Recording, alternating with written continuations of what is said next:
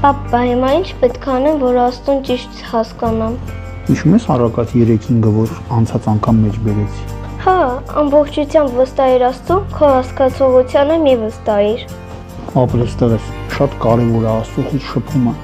Աստծո խոսքի միջոցով դու պետքա ճանաչես իրեն եւ քո հասկացողությանը չվստահես։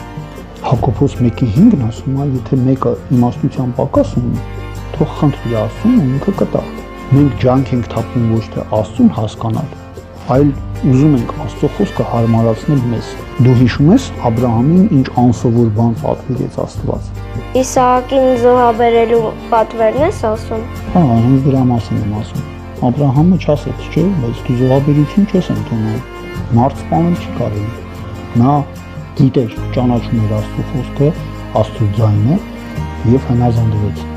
Աշակերտները 3.5 տարի ման եկան իր հետ, լսեցին իր խոսքը, ճանաչում էին, բայց իր ասածները չէին հասկանում։ Ինչի՞։ Իրանց հասկանալով Հիսուսը պետք է դառնար երկրի թագավորը, իրանք էլ իր նախարարները։